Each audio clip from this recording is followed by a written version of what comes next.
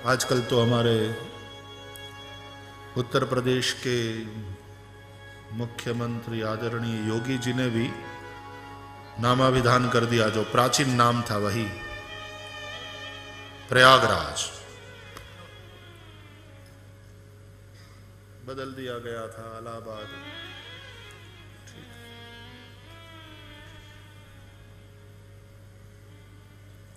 तो स्थानिक मुसलमानों के साथ कोई विरोध नहीं है, लेकिन वो राम जन्मभूमि की बात आवे तो बाबर कहाँ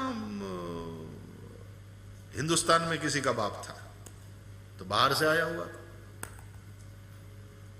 और मंदिर तोड़कर वहां वो जो बनाया गया, तो फिर से वहां मंदिर बने। तो वो मैं तो कहा करता हूं कि ये मंदिर, राम मंदिर अयोध्या में, ये केवल धार्मिक मुद्दा नहीं है, ये राष्ट्रीय अस्मिता का प्रश्न है।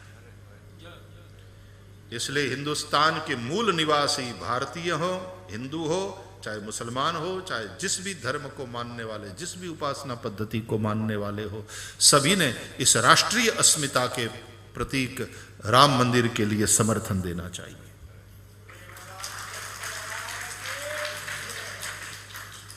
और निश्चित रूप से मस्जिद भी कोई कम नहीं है, बहुत सारी मस्जिदें हैं, लेकिन फिर भी एक और बनानी हो तो जरूर बने अन्यत्र। और यहां, और वो मस्जिद बनाने में हिंदू भी मदद करे। और यहां राम मंदिर अयोध्या में मूल जन्मभूमि के स्थान पर, क्योंकि वैसे भी मंदिर बहुत से हैं, लोग कहेंगे, अब कुछ कुछ तो लोग ऐसा कहते हैं, ना मंदिर बनाओ, ना मस्जिद बनाओ, वहां हॉस्पिटल बना दो, इंजीनियरिंग कॉलेज खोल दो। ऐसे पढ़े लिखों ने बड़ा उपद्रव मचाया है हिंदुस्तान में। सो कॉल्ड सेकुलरिस्ट, उन्होंने बड़ा उपद्रव मचाया। ये सेकुलर कट्टरता एक नया रोग हिंदुस्तान में पनप रहा है। सेकुलर कट्टरता, हम कट्टर सेकुलरिस्ट, तो कट्टर हिंदू और कट्टर मुसलमान की तरह भी तुम ही कट्टर सेकुलरिस्ट, वो भी एक नई समस्या है। मैं तो कहता रहता हूं कि धर्म का संबंध कट्टरता से नहीं, करुणा से है।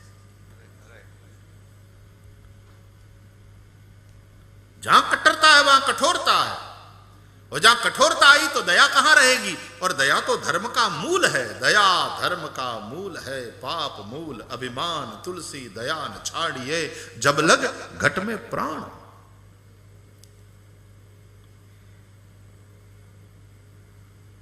कट्टर हिंदू हूं, कट्टर मुसलमान, उसको हिंदुइज्म, गीता के अध्याय कितने पता नहीं है, मैं कट्टर हिंदू हूं, कट्टर मुसलमान, कट्टर बौद्ध, कट्टर ये क्या पागलपन है? धर्म का संबंध कट्टरता से नहीं, धर्म का संबंध करुणा से, दया से।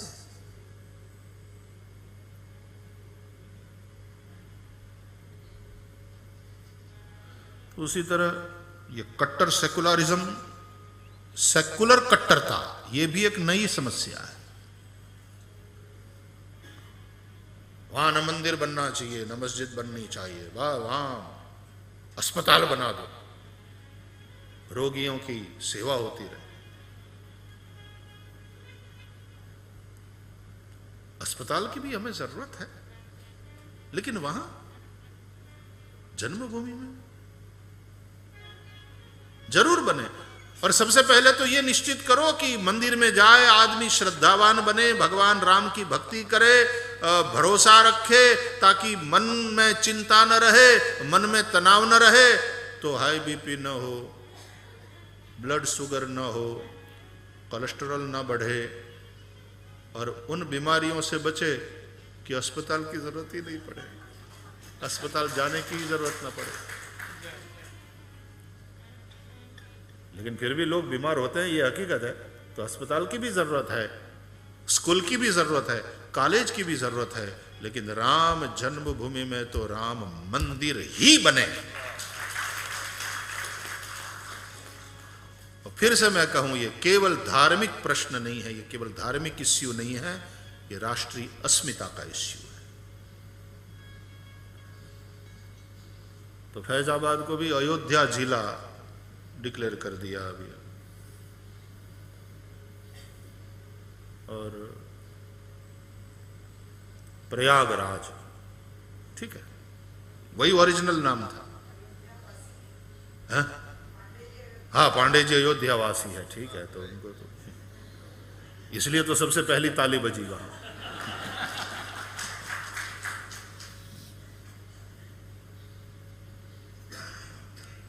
ये हमारी पहचान है। आज आते आते वहां से आते रहे तो प्रमोद जी बता रहे थे मुझे कि यहां भी डच लोगों का राज था, यहां इस देश में। उन्हें तो भगाया, उनकी भाषा को भी नहीं रहने दिया। यहां की बोली में भाषा इंडोनेशिया, यही उसी को दिखाया जाता है पूरे इंडोनेशिया में, उसी में पढ़ाया जाता है। और हमारे यहां से अंग्रेज चले गए, लेकिन अंग्रेजियत रह गई। और उस मामले में अंग्रेज सफल हुए। हमारी मानसिकता ऐसी अंग्रेजी वाली बना दी कि आज भी हिंदुस्तान में जो अंग्रेजी में बात करता है तो वो हाई सोसाइटी वाला, बहुत पढ़ा लिखा, होशियार माना जाता है। जिसको अंग्रेजी नहीं आती वो अनपढ़ गंवार ऐसे माने जाते। सूट बूट टाई पहना हुआ हो तो ऊंचा, कुर्ता पजामा में हो। मैं कनाडा में कथा कर रहा था, कहाँ थे अपने, मॉन्ट्रियल में। तो भागवत जी की शोभा यात्रा में इस वक्त का जो प्राइम मिनिस्टर है, आदरणीय जस्टिन ट्रूडो, वो भागवत की शोभा यात्रा में साथ साथ चले 1 किलोमीटर तक।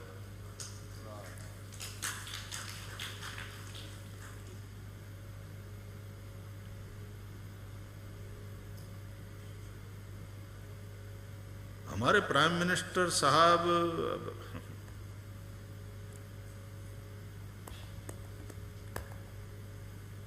सहज ही बात निकल जाती है। कोई प्रशंसा वाली बात, या उनको क्या करना है किसी की चापलूसी करके या किसी की व्यर्थ प्रशंसा करके, लेकिन सहज तो बात निकल जाएगी कि अपनी भारतीय वो परिधान, भारतीय परिवेश।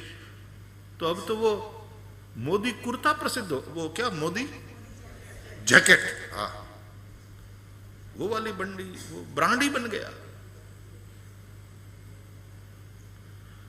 हमारे यहाँ आ रहे थे तो हमारे घर के बच्चे ने कहा कि मुझे वो वाला बना दीजिए, आज मोदी जी आने वाले हैं तो हम मिलेंगे। तो खास मंगाना पड़ा उसके, और फिर हाथ मिलाया।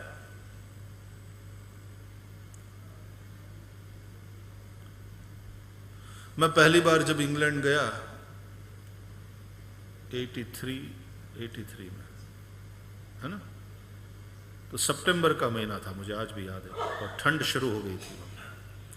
तो वहाँ लोगों ने मुझे कहा कि भाई श्री सूट पहनिए।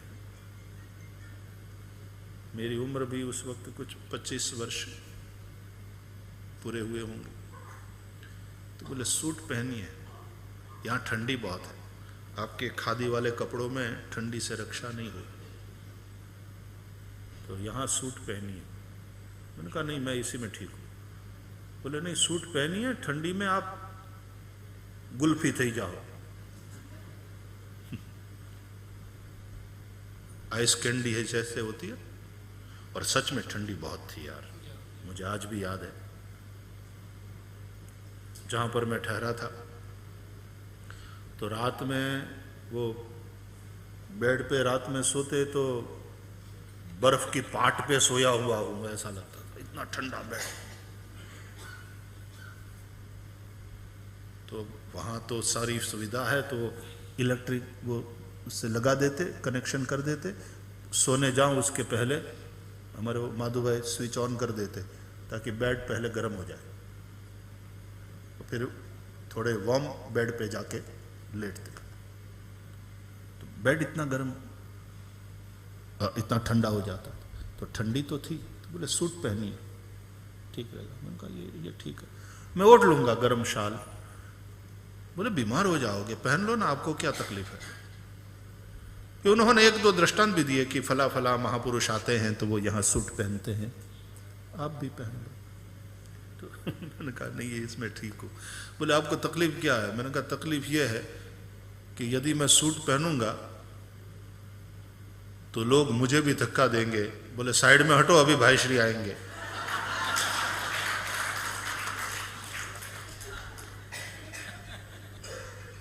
ये तो इसमें हूं तो सबको पता चलता है, ये आए आए आए, रास्ता बन जाता है। मैंने कहा यदि मैंने भी सूट पहना तो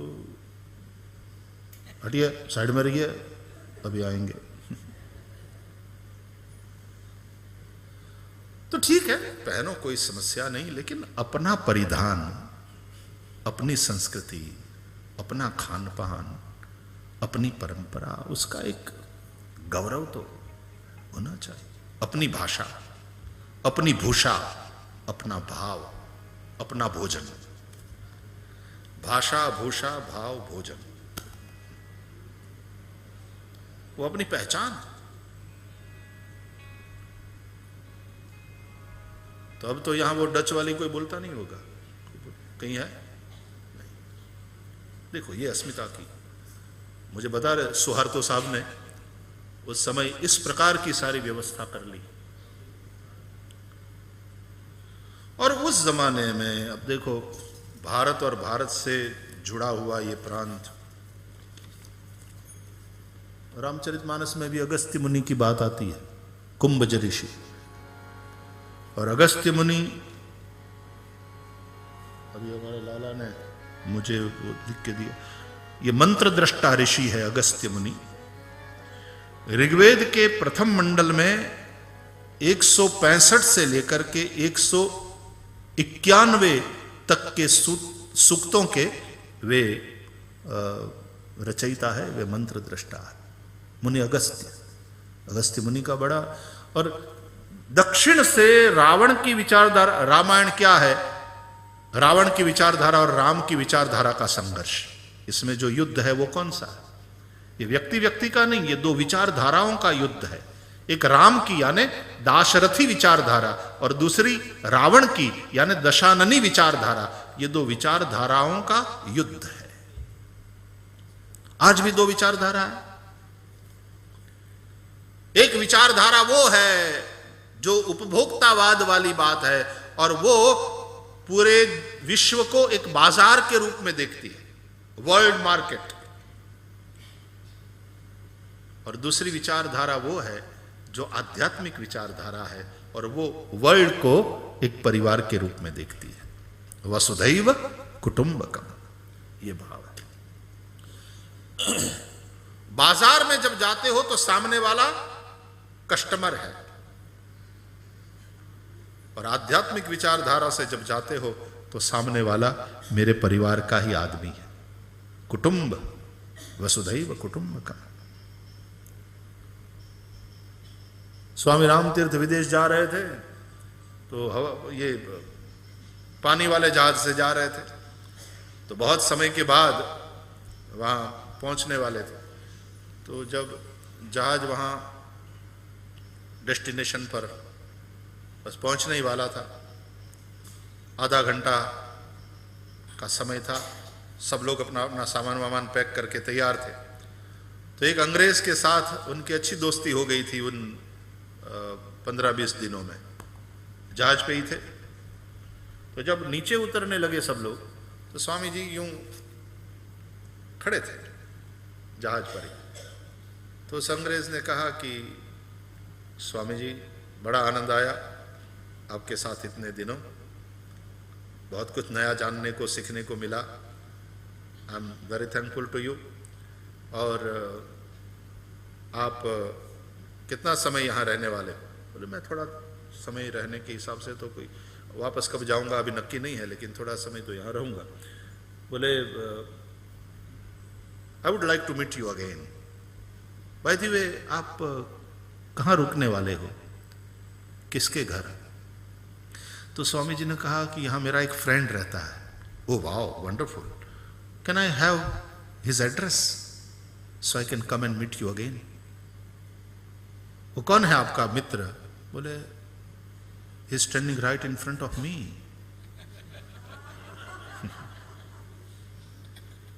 वो इस वक्त मेरे सामने ही खड़ा है। तो वो इतना खुश हो गया अंग्रेज के था, वो स्वामी जी वो मेरे लिए बहुत सद्भाग्य की बात होगी, प्लीज आप आकर के मेरे घर रुकिए। हो गई व्यवस्था। उदार चरिता नाम तो वसुधैव कुटुंबकम, तो उसको थोड़ी प्रेमा में ठहरना पड़ेगा, उसको थोड़ी ना कोई होटल में ठहरना पड़ेगा, वो तो जहां जाए उसका परिवार है। तो अध्यात्म जगत विश्व को कुटुंब की तरह देखता है और उपभोक्तावाद वाली विचारधारा विश्व को मार्केट के रूप में देखती है। तो इसलिए सामने वाला कस्टमर है और यहां फैमिली मेंबर है।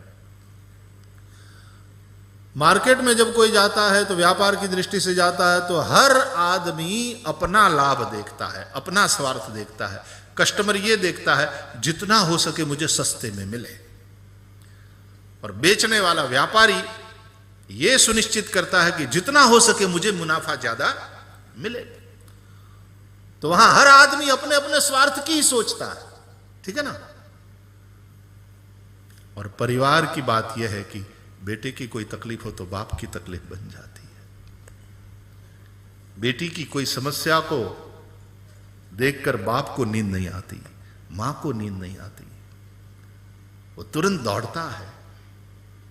थोड़ा रोता हुआ देखे, बेटे आपको क्या हुआ, डोंट वरी, तेरा बाप अभी बैठा है ना, मैं हूं, क्या बात है बताओ।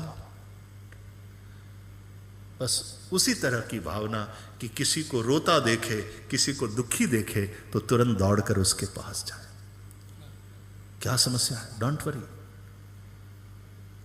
आई am ready to help you. तो मुझे दूसरी बात यह याद अच्छी लगी, प्रमोद जी आप आते हुए बता रहे थे कि विश्व के जनरस कंट्रीज में इंडोनेशिया की गणना होती है, द मोस्ट, नंबर 1 पर है, the most generous country in the world. किस रूप में, यह नहीं कि लाखों डॉलर लाखों रुपया दान में दे दिया, उस रूप में जनरस कि किसी की भी तकलीफ को देखकर एक आम इंडोनेशियन दौड़कर मदद में खड़ा हो जाता है। शांत प्रजा है। मुझे बता रहे थे कि इधर पैसा वैसा भी रहा होगा तो कोई हाथ भी नहीं लगाएगा, एक प्रामाणिकता उनमें।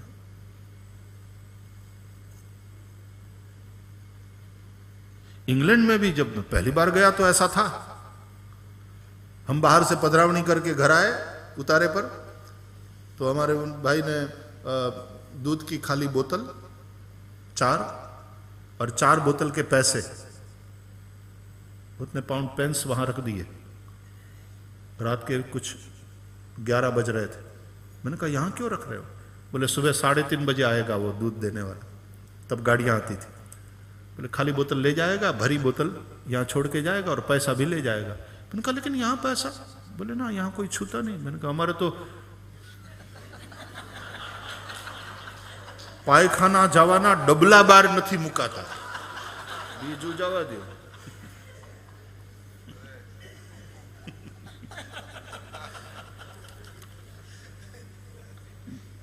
घर के दरवाजे की छोड़ो, मंदिर का द्वार, लोग मंदिर में जाते हैं तो मंदिर में पहनने के चप्पल अलग रखते हैं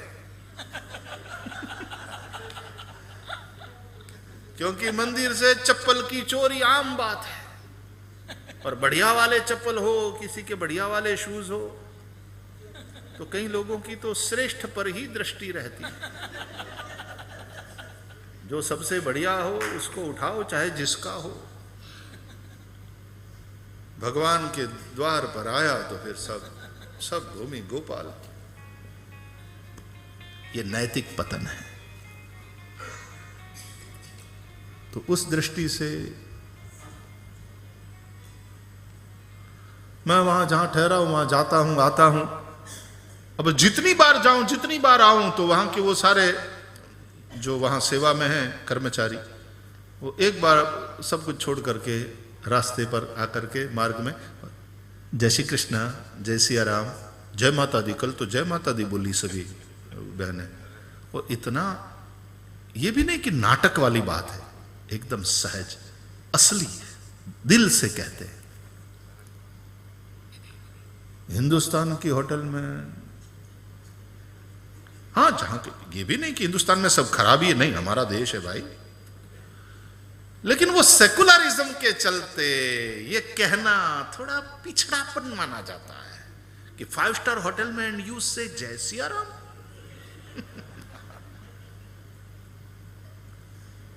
what type of 5 star hotel is this? लोग ये कहें।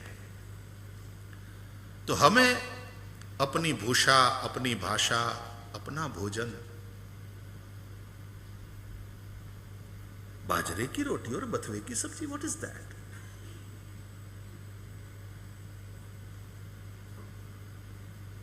उड़द की दाल,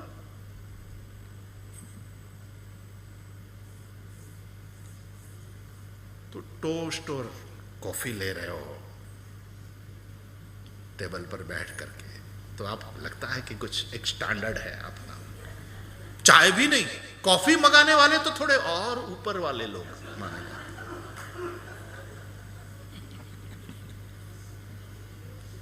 ये जो मन में अंग्रेजियत घुस गई है इंडियनों के मन में, પછી કોફી થી ભલે બાદી થઈ જાય, 3 દી ન જાય, પણ તોય પીવી કોફી। એલા તને હદતી નથી, तुझे कॉन्स्टिपेशन हो जाता है, लेकिन फिर भी coffee. What would you like to have? I think coffee.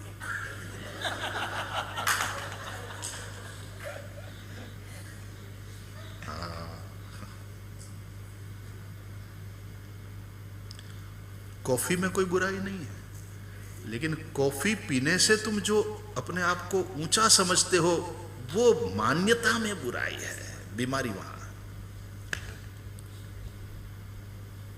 दूध पीने वाला और शैंपेन ठपकारने वाला, ये जो बीमारी है,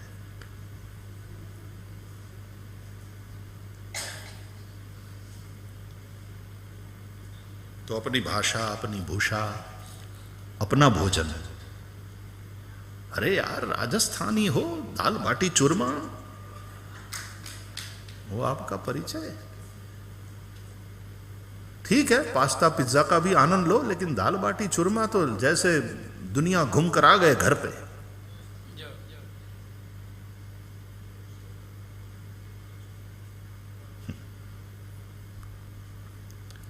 मेरे यहां, मेरे उतारे पर मैं 3 दिन से बाजरे की रोटी खा रहा हूं, इतनी तृप्ति मिलती है। यहां तो प्रमोद जी बहुत अच्छा अच्छा सब। भाई थी, आज लंच में क्या लिया आप लोगों ने?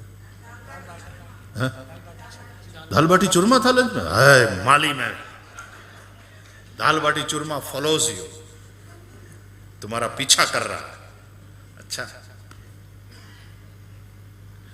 हमारे तो गुजरात में ये जो ट्रैवल एजेंट सब विज्ञापन देते हैं ना, तो उसमें लिखते हैं रोम में रसपुरी, पेरिस में पात्रा, लंदन में लाडू।